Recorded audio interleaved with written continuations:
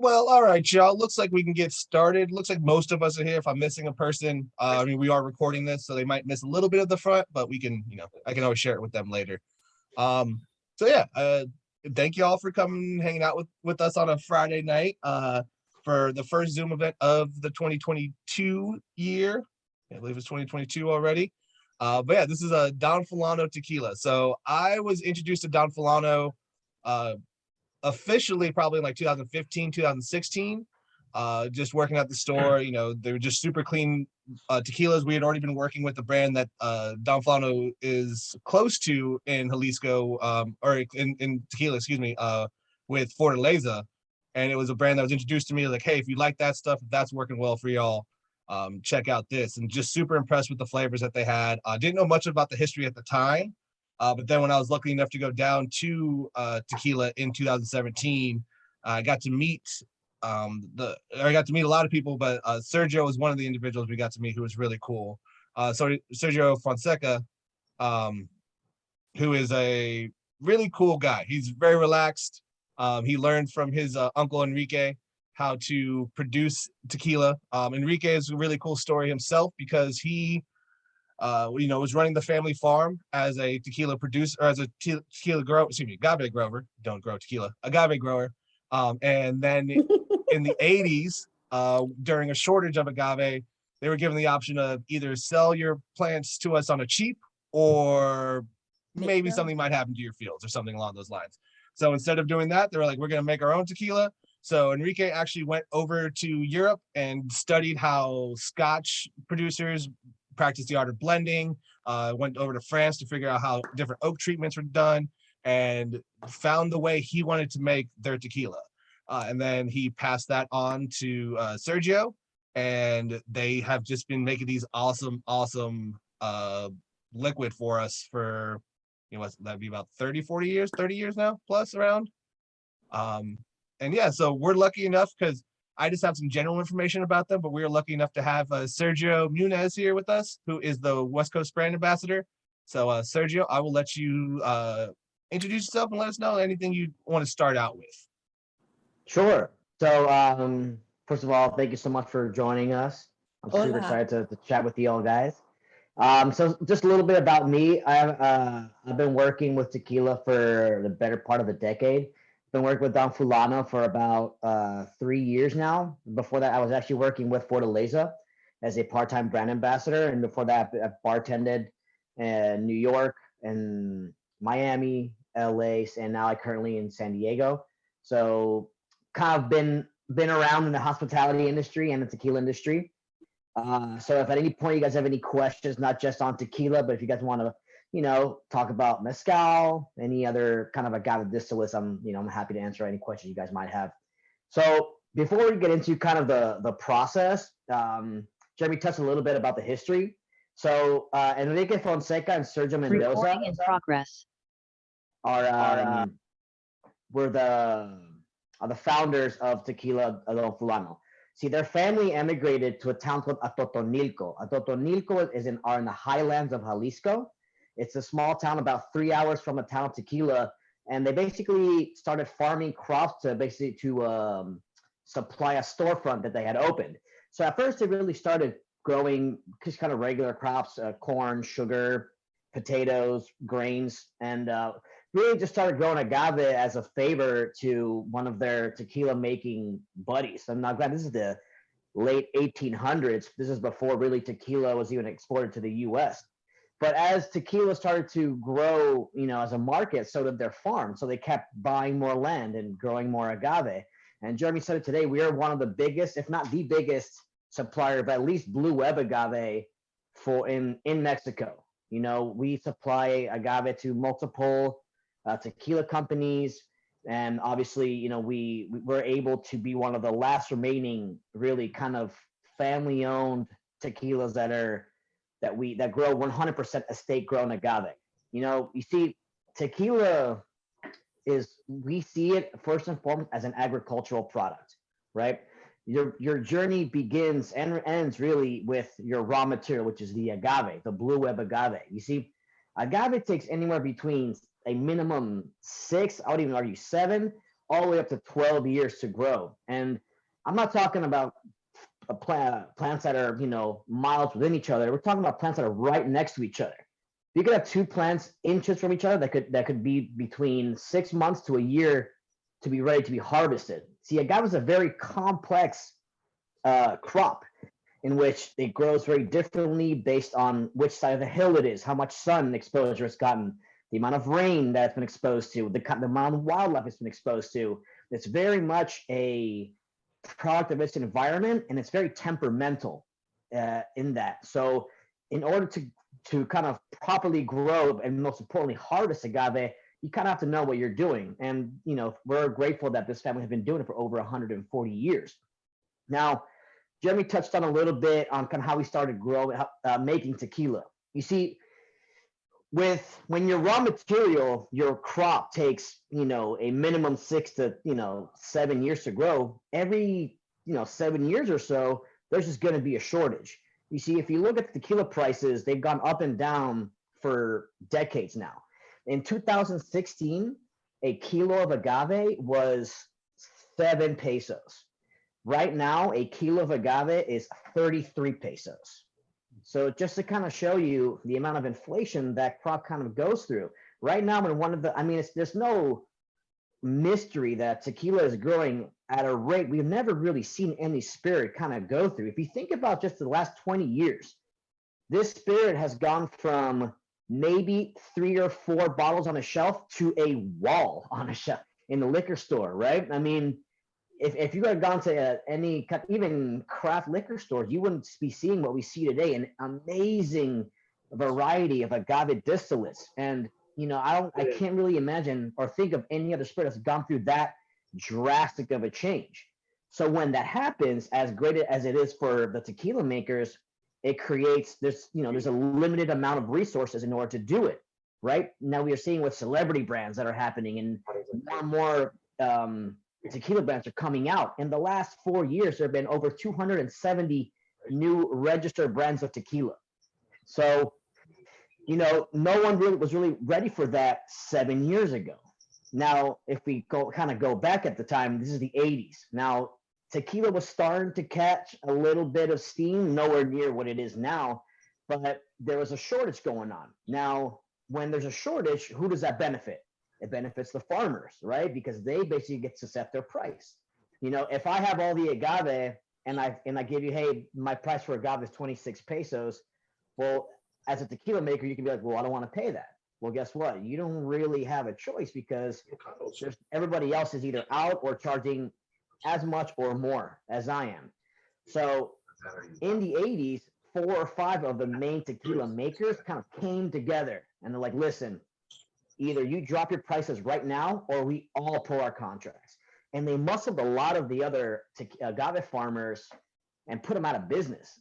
We had always wanted to start making our own tequila, but we just didn't have a distillery to do it out of. And we didn't want to contract it to another distillery. So Bacardi at the time had a distillery called La Tequileña. Now, they had tried their efforts into making tequila. They tried making rum there. It really wasn't quite working out for them. So we were lucky enough to buy the distillery from them at the most perfect opportune time. So now we have agave and we have a distillery. Now we want to start making tequila, right? Except there's one small problem. None of those guys knew how to make tequila, right? These guys have been farming agave for over 140 years. No one taught them the art of making tequila, right? Cooking agave, fermenting, distilling, aging, and what a yeast strain does. All these elements that are pretty important in making tequila. So they tried asking their neighbors, right? They tried asking the tequila makers that were in the area. And like, hey, man, how do you guys make tequila? Well, that's like asking what your grandmother's secret tomato sauce recipe is, right? Like, you just don't share that information. That's been passed down for generations. You don't just give that away, right? You have to earn that. And not only that, at the time, there was a very, very, very strict line of you're either a tequila maker or an agave farmer, right? To be both was pretty frowned upon. Think about it. Your supplier has now become your competition, right? Like, with liquor distribution. If all the liquor distributors started a chain of liquor stores or a chain of restaurants, then your opposition is going to be, well, what are you doing here? What's going on? You know? So a lot of people were very against this move. So they set their sights to Europe. And that's where they really started talking to Irish whiskey makers, Scottish whiskey makers, French winemakers. And that's where they learned kind of all this, the tools they needed to start making their own distillate. And a lot of those tools are still used today. So, I mean, do you guys want to start with a little bit of Blanco? Well, is that Yeah. okay, Jeremy? Yeah, that sounds great. Yeah, let's start. I like to ease in a little bit of tequila every now and then, at least just to start out, right? Everybody looks thirsty. Exactly. Yeah, that's what this is a tasting after all. It's great to get information and education, but drinking and learning is always how I do. Well, so we have our Blanco here. Our Blanco, as you can see in the little kind of brochure I sent for you guys. This is unaged. Now I believe it says, does it say rested? No, it doesn't say. Okay, good. So if you see it says stainless steel, minimum 6 months, that refers to just the resting period that it goes through. To make tequila, there's a lot of chemical and, there's a lot of things going on, right? Cooking, fermenting, distilling. So the resting period is just to let everything settle down. So the Blanco, as we call it, the veins of your distillery. It's the roots, it's the beginning. If we put a lot of work into our Blanco, because if your Blanco is not, what it's supposed to be, then it doesn't really matter what kind of barrels or how long you age it for. Your Blanco's your starting point. I personally am a big fan of Blancos. I drink almost exclusive Blancos, at least to start the night, and then I like to work my way up. But on the nose, I get it's a little bit of minerality. I almost get a hint of sweetness to it. Very subtle kind of cheese notes, if you will. And on the palate, it's mineral. It's a little grassy. I get a hint of cucumber, mint, just kind of nice little vegetal notes and it's really, really approachable, really easy drinking for a Blanco. Make it pick in a draft. Results. Blanco really smooth. Really, yeah, definitely super smooth. There's like a creamy mouthfeel to it too that's really unique. I mean, there's in a lot of Blancos you just get some like cracked pepper notes or like really earthy flavors, but the elegance of this, like that nice roundedness, is really definitely one of the staples of the Don Fulano line. And just like you were saying, Sergio, you got to start with a good foundation. And this is a great, this is a great way to, it's a great evolution to see how the Reposado and Anejo are after this. But when you're already starting with such a rich and full flavor in the Blanco, like just adding oak is gonna, just elevate all that. Yeah. So, yeah, no, absolutely. The Blanco, elegant is definitely a word we like to use for our Blanco, and it really comes from a combination of our fermentation and our distillation methods. You see, if you look on the 10th page of your little booklet, there's a little bit of drawings of 5 different types of agave, and it's basically the aging of the agave. And us as Don Fulano, we only use Maduro and Pinto, which is the oldest and most mature and most ripe version of that agave, making sure that whatever agave we use is ready to be used in the tequila making process. So a big question we always get is, are you guys a highland or a lowland tequila? So that comparison was made early on in tequila as tequila got more and more popular. And for lack of a better term, we're trying to trick people into drinking it. It's kind of like a whiskey comparison, right? When you talk about Scotch, you have Highlands, Islay, Speyside. And this was a way to kind of make a parallel with that market in order to get more people into drinking tequila. So when you talk about highland and lowland, it refers to 2 things. It refers to your agave source and your water source. Now, we grow our agave in the Totonilco, which is in the highlands, but we make our tequila in the actual town of Tequila, It's about 3 hours away, which is considered the lowlands, but it's still 1,300 feet above sea level. So it's, it's not that low. Now, because we grow our agave in the highlands, but we could be considered a highland, but we use the water source from the town of Tequila, the volcanic spring water. You see, when you went to Tequila, Jeremy, how close were all the distilleries? They're like right next to each other, right? Oh yeah, actually, let me pull up a picture for y'all real quick to show you how we got around, because they are Yeah. super close to each other. But there's a very cool automobile that they send you in. Let me share God. screen. Oh, here we go. So yeah, this barrel on There you go. wheels is how they drove us around the town of Tequila. Basically this is how we got around to the different spots, and you'd only be in the car itself for like 2 minutes between each area you're going to. But this was the way we got around to start out with. And then I have some pictures of the distillery that Sergio was mentioning. So this is just kind of an outside view of it. I do apologize, these pictures aren't the best, but I was a little inebriated during this trip, so pictures weren't like my number one priority. But just general like outside, these are their stills that they have there. And yeah, let me see what else I got. This is, as you can see, the Don Fulano. This is the little different change in the bottling design that they've gone through since 2017. This was a really cool like outside bar where we just got to like sit or stand and try a bunch of different tequilas.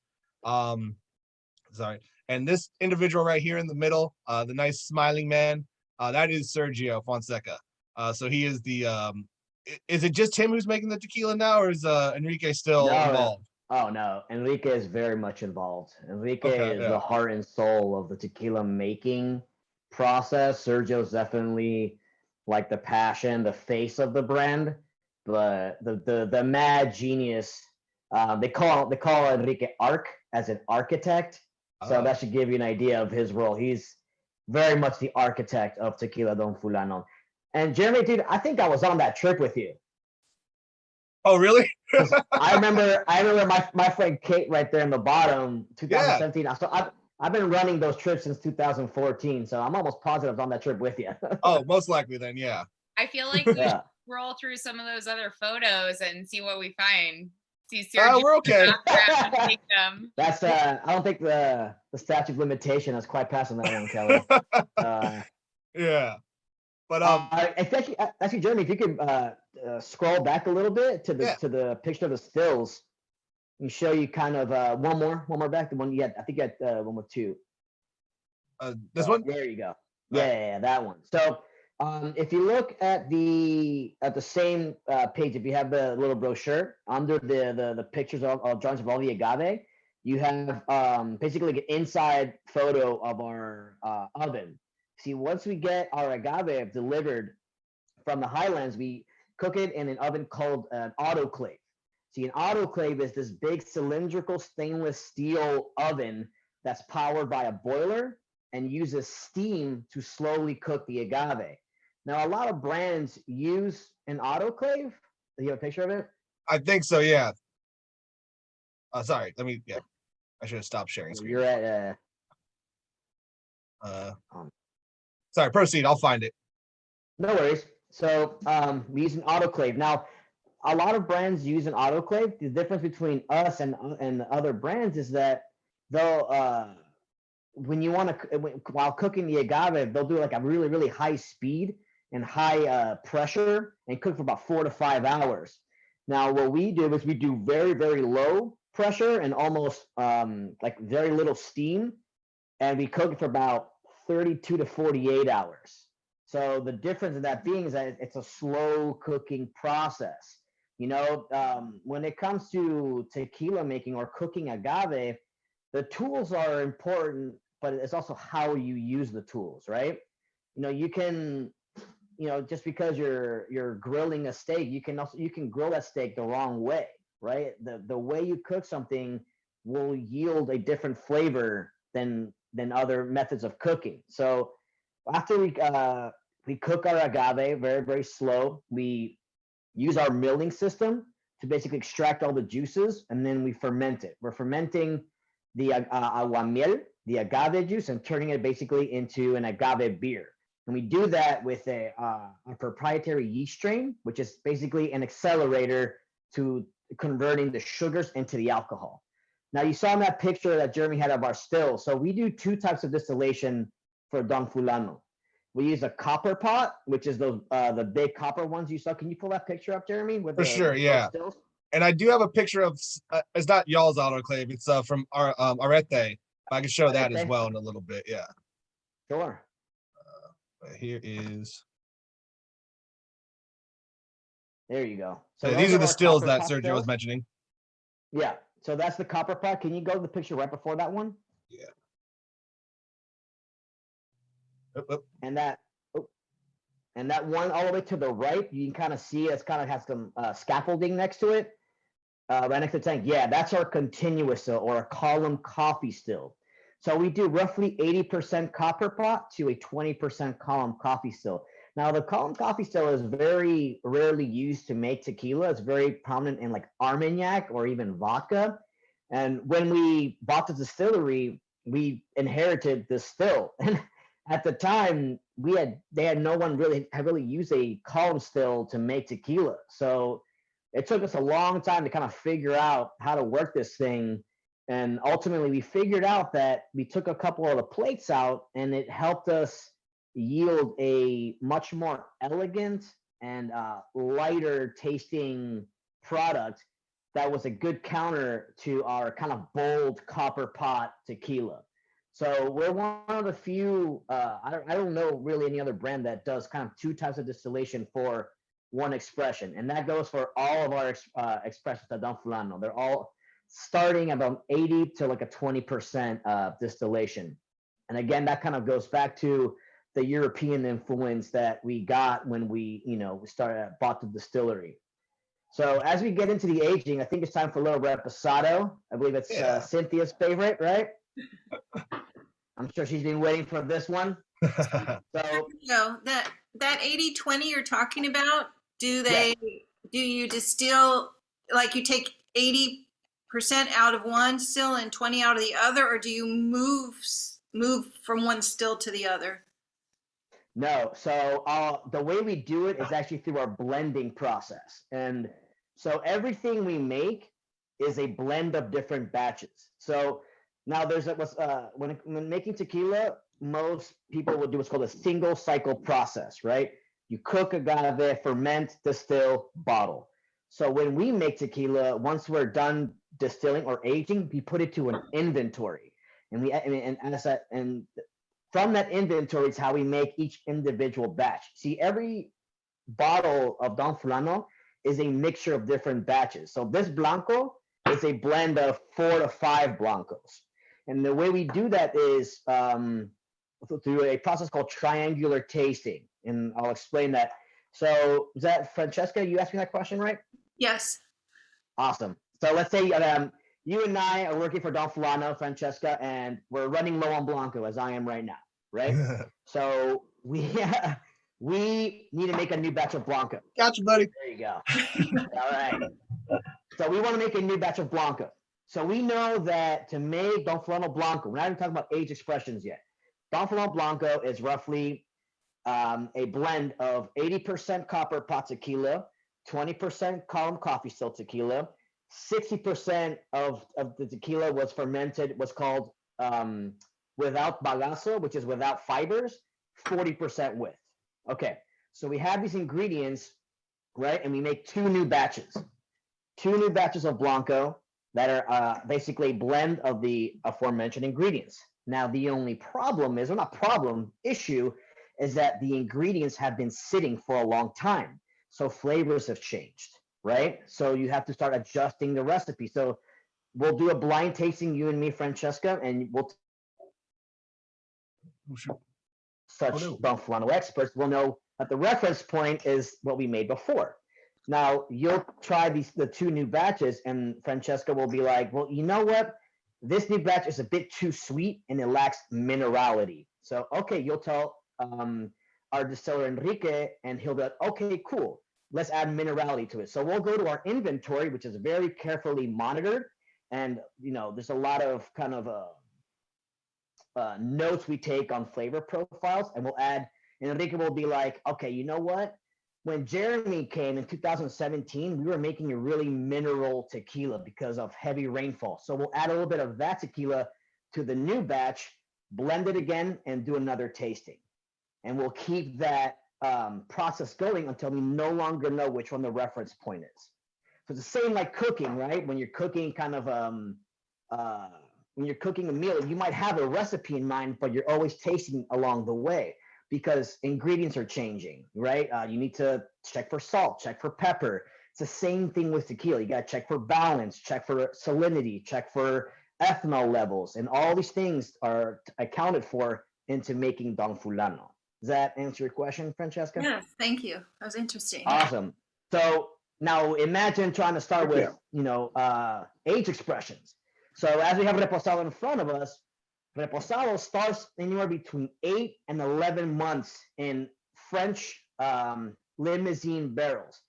Don Fulano, we only use used French wine barrels, either limousine or Nevers. Now, there's nothing wrong with American oak, which is what 99.9% of tequila brands use. We just found that French oak gave us a more agave forward flavor and less kind of sweet butterscotchy, which is what we were getting from American oak. So we found this Reposado, as you taste it, just has a little bit more of that baking spices flavor. I get cardamom, I get a hint of cinnamon and very subtle notes of vanilla and oak, right? Not too overpowering, just very, very light. And obviously, I mean, this is one of the most balanced reposados I think there are. I saw someone ask, are all tequilas blended? In a way, yes, they are. Most tequilas are blended more out of necessity, because if you're running short on Reposado, you can blend some Blanco with a Reposado just to make for if you're running short on a batch. But we're one of the few brands that we do it because we want to ensure that every single batch we make is to our standards. But it's still subjective. It's still very much up to a human palate.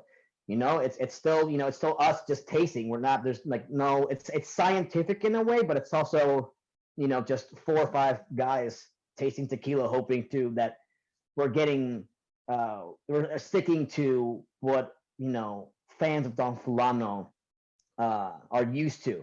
So when it comes to age expressions, we'll start between 8 and 11 months. And then again, me and Francesca will try the 3 batches, and we'll go through that process again. And then either myself or Francesca can try this 8-month tequila, and it's lacking a certain flavor profile. And we can add up to 2 to 3 year tequila to this Reposado to get to the point we want to get to. You see, when you blend aged expressions, you have to label it its youngest expression. So if I have a bottle that's 90% Anejo and 10% Reposado, you have to label it Reposado. Yeah. What do you guys think of the Reposado? Yeah, I love the spice note that you get up front. You get that really like fresh agave flavor. Then all that creamy richness comes back to it. Like you were saying, definitely get that cinnamon pop in there. Little butterscotchy to me. Like you get that little bit of like kind of coating on the mouthfeel. But another thing I love about Don Fulano is that you still get to taste the agave. Sometimes producers, once you get into anything that's aged, depending on the oak they use, depending on sometimes people add things, you lose the agave flavor. Use that cracked pepper, use that freshness. But with the Don Fulano line, that's not the case. You always get that, and like even though there's a lot of creamy richness to this one, you still get that nice peppery note throughout. Absolutely, yeah. And you said like it's very, very, very subtle in flavors, right? There's no one kind of aggressive flavor that kind of comes out. It's kind of like a blend of different flavors, and every time you taste it, you get something a little different. Every time I have the Reposado, I taste something different. For sure, yeah. And so I do want to, I do have a picture, like I said, I do have a picture of an autoclave I'd like to show y'all since we were mentioning it. This is Aretes. This is not Don Fulano's, just so you know. But again, this is, these are almost right across the street or pretty close to each other. But I believe the Don Fulano ones are a little bigger, right? Like Sergio? Oh, Because yeah. yeah, because the Arete ones are big, but like I remember I walked into a Don Fulano one and it just felt like going through like the tunnels in DC when you're going down to the metro. Just like these big wide sections and just like but yeah, this is what the autoclave looks like. I believe I have another picture right here of this is what it looks like inside with the piñas, which are the heart of the agave, after Yeah. they've been roasted. So That's yeah, a brick oven.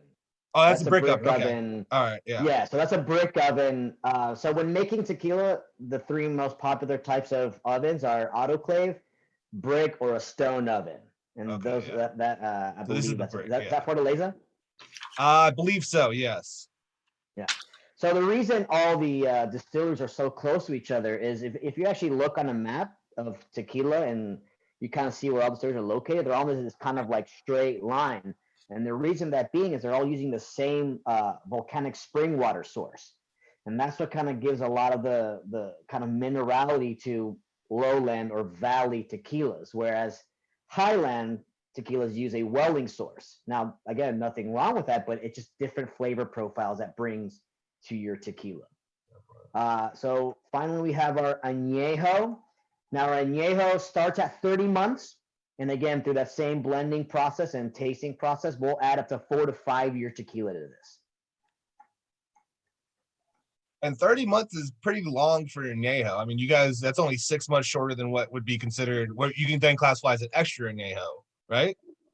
Yeah, I mean, absolutely. So just to give you the CRT is the Consejo Regulador de Tequila. It's a kind of a organization that regulates tequila making in Mexico. It's, believe it or not, tequila is one of the most regulated spirits in the world, far more than rum, vodka. I would say maybe whiskey is comparable, but if you want to taste your own tequila in a barrel, you have to get someone from the CRT to unseal your barrel so you can taste your own product, just to kind of give you an idea. So when it comes to aging, your Blanco can be aged up to 60 days max, and 60 days to a year is a Reposado, and a year to 3 years is an Añejo.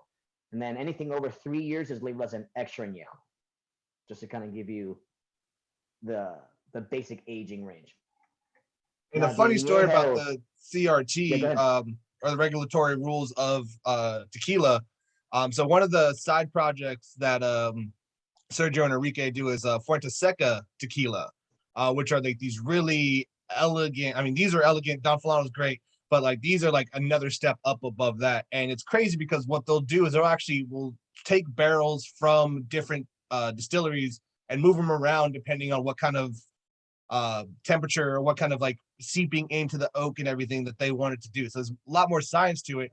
But that means that they have to have people come out from the regulatory groups to the distilleries, to the aging facilities, and then watch them transfer these barrels to the new facility and put them in, and then make sure they're locked and keyed again. And that's just an extra level. It's just that weird kind of scientist mind. I remember when I talked to Sergio about that, he was like, it's funny that you bring that up. Like out of everything that, like, for me, it was like the aging process of like, you're taking stuff from one spot to another, but then also having to have like official government cats just there making notes and making sure each barrel is counted for from one spot to another. And it's just like, just because you think that, oh, since it's a little colder now, let's move these up to a little higher elevation so they still get some warmth instead of being cold down here. And just those little touches, like those little things that you see from Don Fulano that like really, or Don Fulano, but the Fonseca family, that really, make them unique. Yeah, Fonseca is very much kind of a student of the aging tequila game. Before he came along, no one was really aging tequila past 2 years. And just because it was just deemed unnecessary, and he was one of the first kind of pioneers to really like, well, let's keep it in the barrel. Let's see where this goes. And he's if you look at the last page on your booklet, you have a picture of our barrel room. That's just a quarter. I mean, that barrel room is in the Highlands, and it's the size of a football field, and it's 7 or 8 barrels high, and that's just one of 3 barrel rooms that we have in Mexico. So he's always looking for barrels. We have Calvados barrels, we have Chardonnay, Cabernet. He just loves mixing. Yeah, so that's in tequila, right Yeah. there. I don't know how Um, many of y'all have been in barrel rooms, but this is one of the biggest things I miss of the last 2 years is going to a distillery and just smelling all that like oak and seeping and like just the different characteristics that come out of it. Like that wet, woody smell. I just miss it so much. And I just can't wait to get back to a distillery for you and me both, brother. that. Nice. So what I like about this añejo is it's a little different than añejos I've had in the past, just because I don't really get a lot of that kind of. I personally don't get a whole lot of like kind of butterscotch and vanilla. I get a lot of almost like kind of cooked banana and dried apricot, if you will. And it's again, I think the French oak is very much. You can really kind of tell how the French oak affects. If you try this side by side with like an American oak aged tequila, you can kind of get how the kind of the spice and the sweetness is a little different than you would from an American oak. And this is why I find this añejo super special. Yeah, I think one of the things you pick up a lot in American oak compared to what Don Fulano uses is those spice characteristics. You get a lot more of that woodsy kind of aspect, and especially if they're using that's new American oak. If they're used bourbon barrels, you're definitely getting more of those caramel, butterscotch kind of flavors. And I mean, most people, I would think a lot are using more of used bourbon barrels because with those you can only use them once, and then you got to get rid of them somehow. So selling them to different people, especially Scotch, tequila, Japanese whiskeys as well. Good way to do it. But yeah, you definitely pick up more of those kind of sweeter butterscotchy caramel flavors that Sergio was mentioning from the American oak than you would from the French limousine. Oh, 100%. Okay, this is a good question from Cynthia. How are large conglomerates affecting tequila? Oh, that's the $1 million question, huh? So I will say, here's my piece on that. Now, it's bringing a light to the agave and tequila making companies more than ever. Right now to be in the tequila game is super competitive. It's not quite saturated, but it's definitely getting there. The biggest thing right now is the availability of mature agave. You see, the biggest a big issue that's happening in the tequila making industry is really just there's just no agave or mature agave to be bought. And not only that, if Cynthia wanted to make her tequila, right? She wants to, and she talks to a farmer and she reserves, a certain portion of land. She's like, okay, once this field hits 7 or 8 years, I'll buy all your agave. When another company can come up to that same farm, like, well, I'll buy it now and I'll pay 3 times the price. So that's a big kind of issue with the big companies. And, it's definitely an uphill battle to educate people to, try the craft products, because craft spirits take more time and they're just more expensive for the little guys to make. So our price points are not exactly competitive, but it's through things like this, right? To talk to people and educate one-on-one and really just get them to just for lack of a better word, give it a shot, right? give the small brands a shot. So like, I think it's good and bad, right? Because there's a spotlight on agave spirits, and it's kind of passing over to mezcal and bacanora, sotol, all these other agave spirits. It's just it's definitely making a little bit more challenging for the smaller companies to make the product they want to make without having to cut those corners. So that's my piece on that. And luckily, as you said, it's about talking to the right people. And all of you, since you support a small crafty store that has focused on a lot of this stuff for the last 27 years now, you know, you folks are some of the better what I'm looking for candidates for people to go out there and talk to your friends about this kind of stuff, because you understand it. You know, this is something, if you shop at the wine country, there's definitely some smaller crafty stuff that y'all have enjoyed, hopefully, and that you've opened up to your friends. And then, you know, this is just one of those things you can do as well, where, you know, yeah, it's cool to have a celebrity, you know, sponsor or a celebrity face to something, but not always mean it's great stuff, you know. Where something like this, where it's a small family who's been working this for, as the bottle says, 5 generations. You know, these folks have practiced it, they've lived it, they've done it, so they know what's going on a little bit more. They understand the artisanship behind something like this, because yeah, I mean, as Sergio was saying earlier, you got a minimum of 7 years before these things are even mature and ready to go. So you need to learn patience, and you need to have that patience, and that's not something that you can just be. People with money who are ready to do things don't understand that. Where, you know, a small town farmer, small town kid could, you know, understand that, because that's what they've been doing for the whole life. Oh, so Cynthia asked, how is mezcal different from tequila?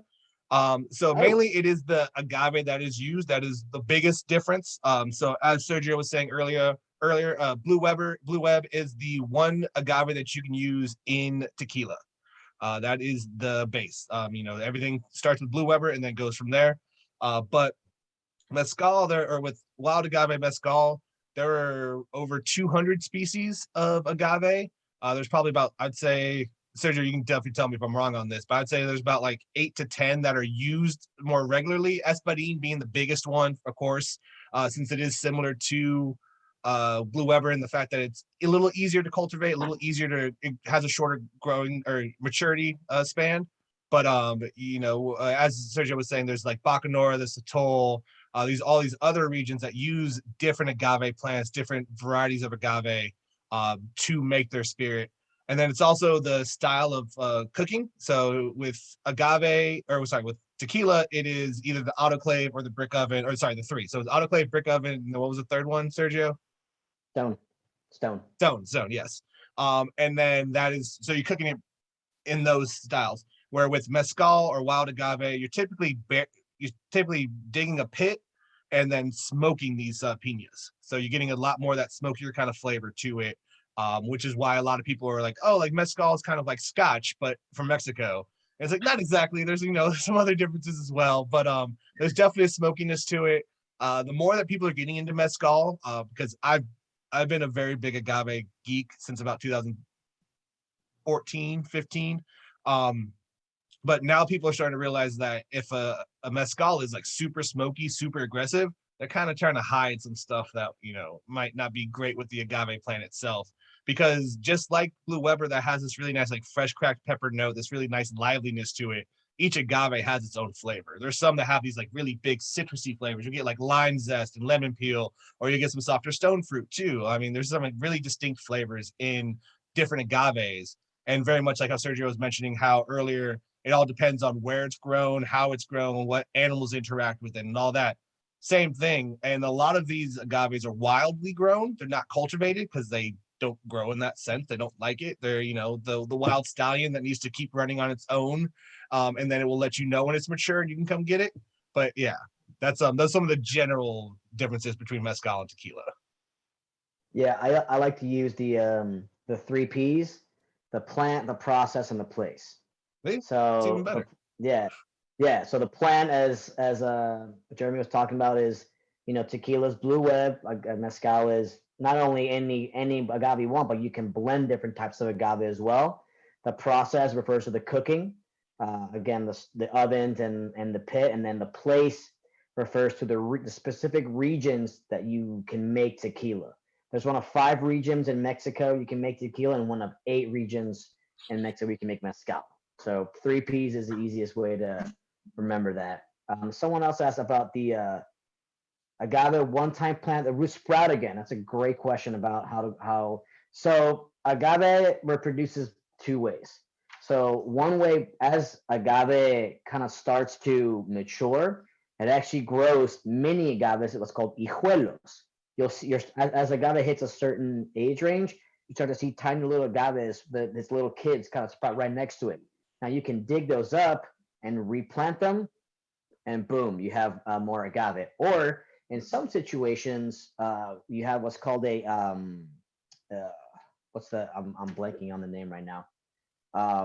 It'll sprout a long branch in the middle, and in that branch of the agave, there's little seeds, and certain birds or animals will try to feed off those seeds and fall, and because of that, they'll fall off, and then just through natural process, they'll start to grow another agave. So those are the two ways that agave reproduces. Now, when it comes to reusing the field, you have to let the earth rest.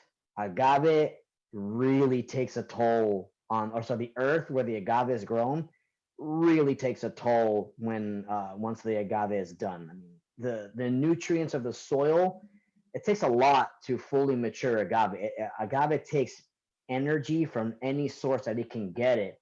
So we do a process what's called milpa. It's a very ancient way of basically letting the earth rest, which is we do a crop rotation. So once we've harvested a whole field of agave, we'll grow 2 other crops, so whether it be just corn or sugar, something easy for the soil to replenish its nutrients and then replant. So that's not a common practice because, again, we need agave and we need it now. But because, we like to take our time and make sure that the soil is ready to be used into growing agave, we want to make sure that we can do the best we can to just help recycle that soil. And then, yeah, speaking to that maturity, I'm blanking as well as the name of like the sprouting part of it. But if you live, I mean, all of us live in Southern California because you shop at our store. I'm sure that if you take a walk around and you see some agave plants, you'll see a couple that have this really random sprout. Like on my morning walks, that I take in downtown Long Beach, I see them all over the place. And those are like fully mature agave where there's times I'm like, well, if I could just go around at night and pick up some of these, I wonder if I could harvest enough of these like random agave. Like I don't even know what some of them are, but yeah, it's like, can I harvest enough of these and go find someone to make this for me? But a lot of this is on public land, so it might be a little tricky with Long Beach City. So tequila is only made in Mexico? Is that Yes. that's what you said earlier? Is it like champagne in France? Is it made anywhere else and called something different, like sparkling wine? Absolutely. Actually, several South American countries and I believe in Asia too, you can make an agave distillate. You just can't call it tequila.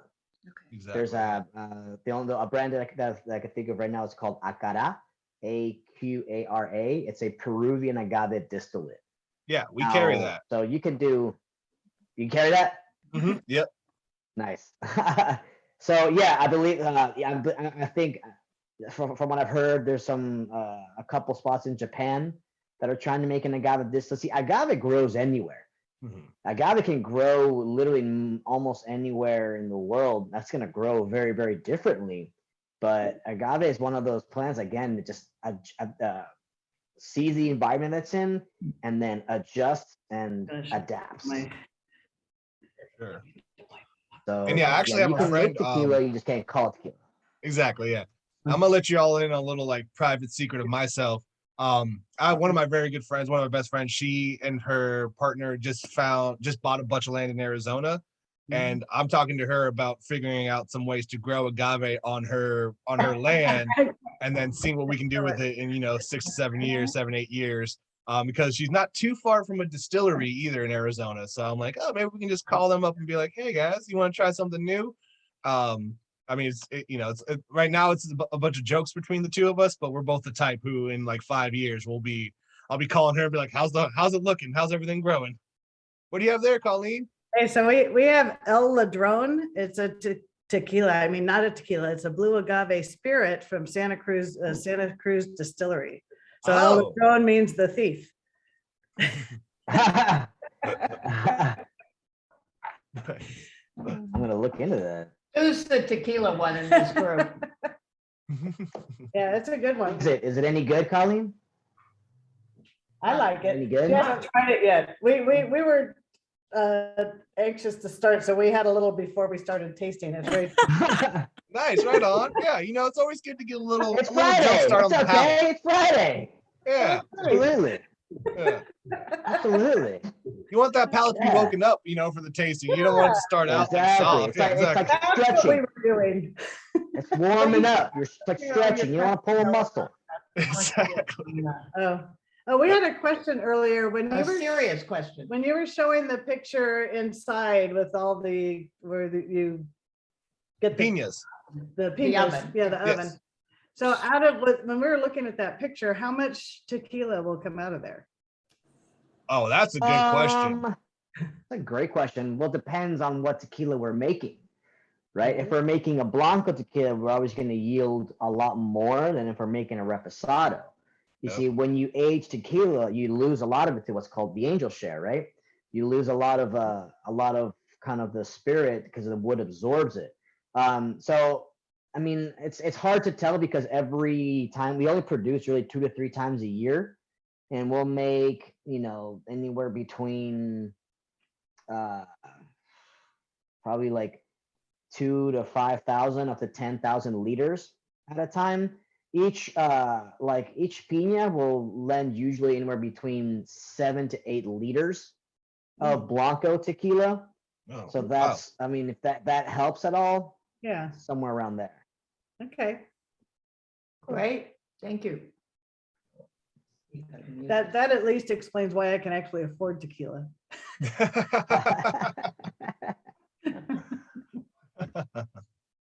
Nice. All right, so Cynthia. Okay, so you had the Reposado before, but now the Anejo is your favorite, huh? Okay, nice. Right on. Wow. Yeah. So, what does Alright. everybody else think? Like, yeah, we've had the three. Ah, Kelly just pulled out a nice special one that is not being big shown guns. tonight. But yeah, there are two other. I think it's just the two SKUs, right? It'd be the overproof Blanco and then the extra Anejo that Kelly just showed, right, Sergio? Still strength and Still our strength. Imperial. Yeah. So the still strength Blanco that Don Fulano makes is also carried at the store. That is very dangerous in a great, beautiful way.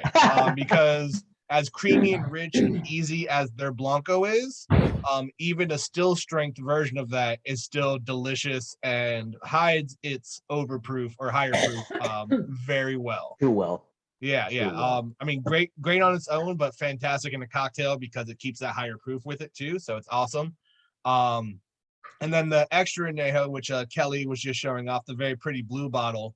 Yeah, so that would be the extra 6+ months in oak that one has. And I mean, if you love the creamy richness and approachability of the Anejo, that extra Anejo is just just throw that over some vanilla ice cream and enjoy yourself a night. Whoa. Yeah, so the Imperial, so the still strength is not only the highest proof, but it's the only one that's only made with copper pot. Oh, okay. So if you ever have some Blanco left, you want to try them side by side and kind of see what kind of both distillation methods kind of bring to the equation. That's a great exercise. Our Don Fulano Imperial. So what did we say? We say extra añejo is 3-year minimum, right? So anything above 3 years. Now, a lot of brands will hit maybe 3, maybe 3.5, maybe dabble with 4. We start this at 5 years. Now, through this blending process, we'll blend with tequilas up to 18. That's an old bottle. Yeah. Up to 15, 16, even 17-year tequila in that. And even after all that aging, we do what's called a sherry finish, where we put all that tequila and we put in a sherry cask, an Oloroso sherry cask, for about 2 to 3 months. A very unique product in the market for sure. Very few brands have, really, not because they don't want to, but it's just, it takes a long time to make that bottle. And funny story about the extra añejo. So when I was during this trip, after I took this picture and sipped what's on the left-hand side in this glass, they were like, "Oh yeah, we have bottles available to purchase here." I'm like, "Oh sweet, like how much is this one?" And I forget exactly what the 100? price was, but I was like, in my mind, I was like, oh, pesos, no problem. And they're like, oh no, it's still American dollars. I was like, oh, well, I really like the reposado, so I'll just go with that. Thank you, guys. Wait, no, this is Great the reposado. Imperial's phenomenal. I'll talk to my wine warehouse people after, but I think we might be able to get some of this. So leading into that, as some of you who are regulars from our old days of the pre-Zoom tastings, when we got to do these in person, we used to give 10% off bottles purchased for the night. I will continue that as I have for a couple of these spirit tastings. So if y'all come in and you buy yourself a 750 of Don Fulano, whether it's the Blanco, the still strength Blanco, the Reposado and Anejo, again, I'll try to talk to some of my good people over there at the Warehouse of Wine to see if we can get some extra Anejo in as well. But yeah, y'all will be given 10% off on that. You know, I'm not there 2 days a week. If I'm not there that day, just like, well, Jeremy said, and no, Jeremy said, blame it on Jeremy. exactly, yeah. You Jeremy can blame it on said, me, that's the everyone's right. code. That's the code, everybody. Jeremy said, whatever you guys Jeremy want. said 50% off. Then it must be true.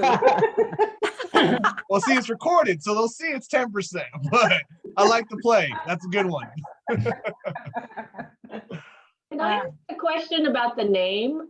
I love the name. As a Spanish speaker, Sure. Don Fulano is that's just so wonderfully articulate. It's because mostly tequilas and fine wines are always named after the family name and the estate and, you know, the noble sentiment of someone's last name. But Don Fulano is just hilarious. And yet this is amazingly good tequila.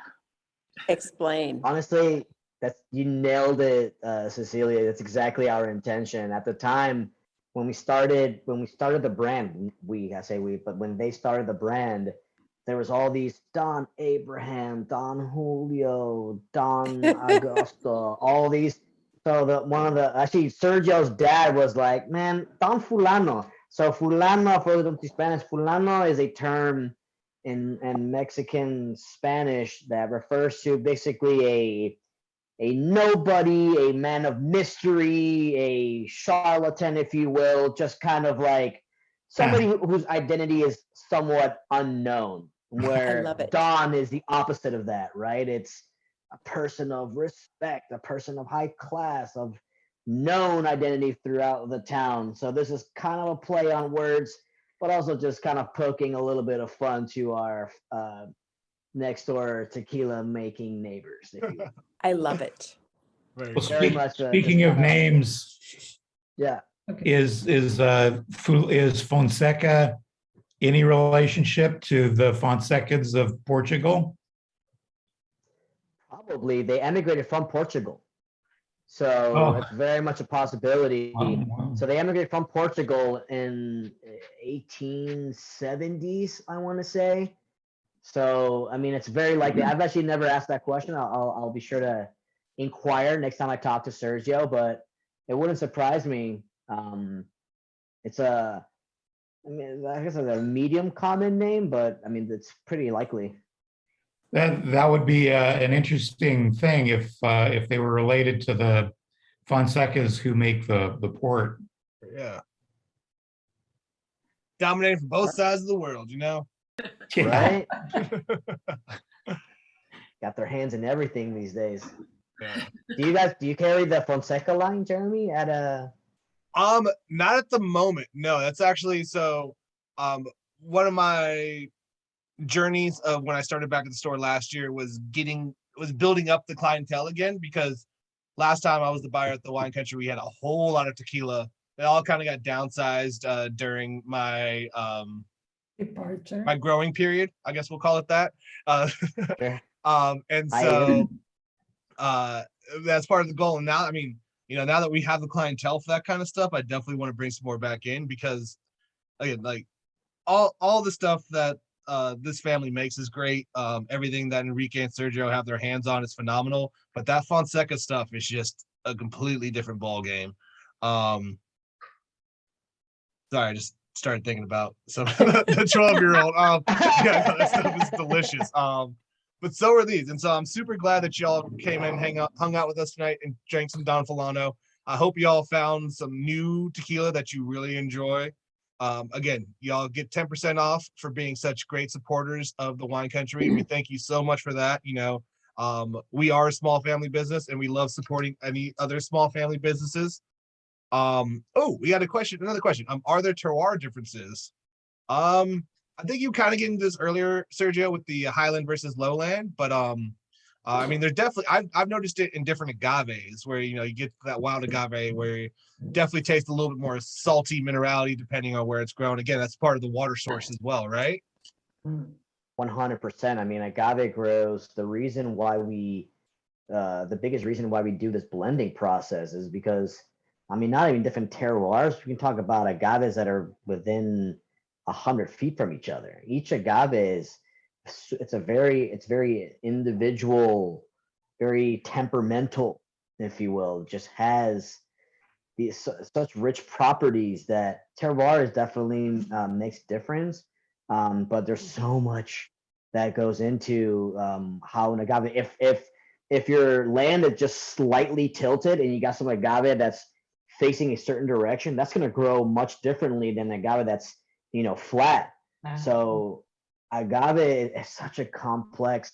I've been meaning to talk to like a biology expert or a botanist just a little bit on the subject, but yeah, everything very much terroir is a big deal. If you look at kind of the soil between the highland and the valley of tequila, the soil in the highland is bright red and almost kind of like a clay tennis court, like that color, where in the valley it's more kind of dirt, that dark brown color. So all of these, there's all these different things that affect the tequila, and it rains at different time of year than it does in the highlands and it does in the valley. In fact, I believe average harvest time for a single field will go anywhere between like 5 to 6 months, meaning it'll take, once the agave is fully mature, it'll take it between like 5 to 6 months to fully harvest the agave, where in the valley it'll take about 1.5 years to fully harvest the field. And yeah, different temperatures, I imagine too, right? Those different elevations you get in different, different times of year. It's a little cooler Quality's somewhere. Different. Oh yeah, For sure. different. Yeah, air quality is different. The amount of rain you get is different. The amount of wildlife is different, and yeah, everything affects the growth and the yield of sugars that agave is gonna give you. Yeah. Awesome, y'all. Well, I mean, we've enjoyed the 3 tequilas we have in front of us. Feel free to enjoy more. You bought the bottles. You can do whatever you'd like with them. But before we start wrapping up, does anybody have any more questions? Love the questions, by the way. Love the comments.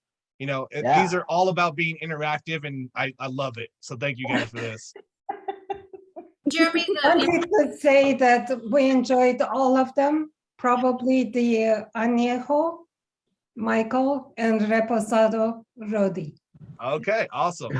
Okay, awesome. Great stuff, Sergio. Thanks. Cheers, guys. No, my pleasure. This is awesome. thank you. Awesome. Thank you very much. If any of you guys are ever in Mexico in tequila, shoot me an email and we're happy to give you guys a tour. Oh, Yeah. really? That would be awesome. Yeah. You just Thank give you us so give much, us a give us a Sergio. heads up. Yeah. Thank No you so problem. much, Sergio, for hopping on, and thank you so much, Wine Thank Country and Jeremy, for you. featuring Don Fulano. We really appreciate it. Yeah. All right, we do have another question. Cheers, guys. How about difference between natural cork stoppers and synthetic? Ooh. I mean, I know this from the wine world. It's more about the synthetic is better. Synthetic is better if you don't want to worry about the fear of the corkage. So of a tree being of the cork itself being a little defunct, thus making whatever is in the bottle defunct as well. If you ever had a corked wine, there's a lot of wet cardboard flavor to it, wet cardboard taste to it. I don't know. I mean, I have seen some spirits before that I've been like, this kind of tastes a little corked, but I've also been told that that's not a real thing. So I've had arguments about this because I'm like, this tastes corked, but I don't. Sergio, you're the professional on this one. I mean, yeah. So I worked with Fortaleza for a long time, and for those of you who don't know, Fortaleza only uses real cork, and we stopped using real corks in like the mid 2000s, I went 2007 or 8 for Don Fulano. So I've heard that that people tell me that tequila tastes corked. I personally don't get that, but yeah, I don't. It's different. What spirits don't really change very much after a year or so after they've been bottled. It just doesn't really work like that with spirits, where like the way wine does, where it'll keep changing as it goes. But because of our blending process, if you try your tequila now, then and then a year later, it'll taste a little bit different. But after that, there's not like any harsh differences with the spirit. How great are those little bottles, by the way? Those bottles are awesome. Yeah, right. Yeah. We Awesome, fill everybody. those out by hand, by the way. So I hope you guys appreciate this. We still haven't figured out a machine to fill those up, which is why we only have a limited amount. So That's yeah, a those are persistent almost eye, ready. though. Whoever does that, like that's a good eye on them to be like, now, like because that's a quick fill. That's a job I do not want to tequila. I'll tell you that right now. Awesome. Well, again, everybody, thank you so much for hanging out with me on a Friday night. Sergio, thank you for coming in and giving us some better education on this. Hope you all enjoy your Friday. Hope you all enjoy this weekend. For you who have Monday off, enjoy it a little bit more on a Sunday. Don't forget, you can come in tomorrow, pick up a bottle, 10% off to enjoy that Sunday a little better. But yeah, keep an eye out. Soon I will be announcing our next tasting in March. And yeah, again, thank you all so much. I love doing these. I'm happy that you guys are coming to these. Have a great night. Enjoy your weekend. Thank you, Jeremy. Bravo, bravo. Thank you. Jeremy and Sergio, what's with the lime and salt and tequila? All right, I might be getting in trouble for this. Salt and lime and tequila are for people who can't drink tequila and they need something to soften it up for them. And that's also when you're drinking bad tequila, in my opinion. Like if you're drinking something that you need a chaser for, don't drink it. You're supposed to be drinking things to enjoy them. If you're drinking something and you're going, oh God, this is bad, why are you doing it? Like we're not 19 anymore. When you're younger, that's the kind of stuff you do because hey, you find what you find. But we're all adults, we're all mature, we all make a little bit of money. So and buy stuff you like and then leave the lime and the salt to, your margarita mix. We're with you. Thank you. Thank you.